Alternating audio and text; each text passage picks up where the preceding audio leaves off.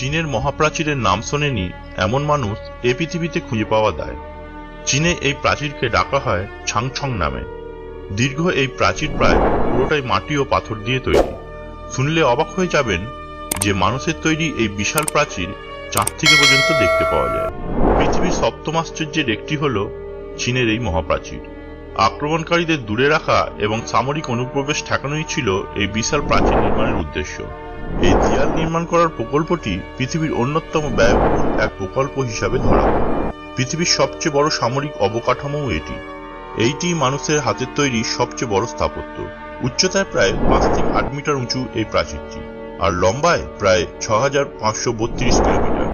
আজ আমরা পৃথিবীর এই সবচেয়ে দীর্ঘতম প্রাচীরটির ইতিহাস ও বর্তমান অবস্থা সম্বন্ধে কিছুটা জানার চেষ্টা করব। চীন আকৃতির দিক থেকে বিশাল একটি দেশ। দেশটির পুরো উত্তর সীমান্ত দেয়াল দিয়ে ঘেরা। 6532 কিলোমিটার দীর্ঘ এই প্রাচীরটি পরিচিত চীনের মহাপ্রাচীর নামে।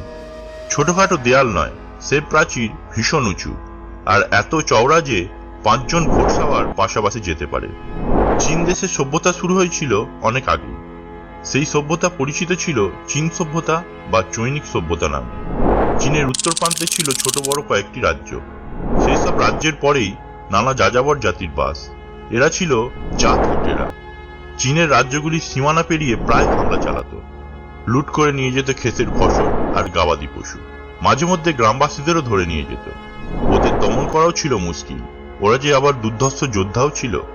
এই যাযাবর লুটেরাদের হাত থেকে রাজ্য ও রাজ্যের মানুষকে বাঁচাতে শুরু হলো সীমান্ত দেয়াল তোলা আর দুর্গ স্থাপন। এভাবেই শুরু হলো চীনের মহাপ্রাচীরের নির্মাণ। খ্রিস্টপূর্ব 7ম শতাব্দীতে, মানে আজ থেকে প্রায় 2800 বছর আগে, এই প্রাচীর নির্মাণের কাজ শুরু হয়। বিভিন্ন সময় বিভিন্ন রাজা এই প্রাচীরের বিভিন্ন অংশ তৈরি করেন। তবে 220 থেকে 206 খ্রিস্টপূর্বাব্দে প্রাচীরের সবচেয়ে দীর্ঘ অংশ নির্মাণ করেন চীনের সম্রাট শি হুয়াং। তিনি চীনের ছোট বড় রাজ্যগুলিকে দখল করে এক বিরাট চীন সাম্রাজ্য গড়ে তোলেন। আর সেই জন্যই বিভিন্ন স্থানে গড়ে তোলা খণ্ড খণ্ড প্রাচীরগুলো জোড়া দিয়ে তিনি উত্তর সীমান্ত জুড়ে মহাপ্রাচীর গড়ে তোলেন। চীন রাজবংশের সম্রাট শি হুয়াং এই প্রাচীরের মধ্যে দুর্গও গড়ে তোলেন, আর সেই দুর্গে সৈন্যরা সীমান্ত পাহারা দিত এবং দুর্গ থেকে শত্রুর দেখা পেলে ধোঁয়া দিয়ে সংকেত দিত।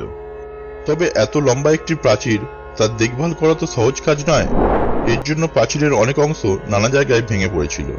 পরে মধ্যযুগের মিং সম্রাটরা এই প্রাচীরের পুনর্নির্মাণ করেন এবং ধ্বংসপ্রাপ্ত অংশগুলি মেরামত করেন।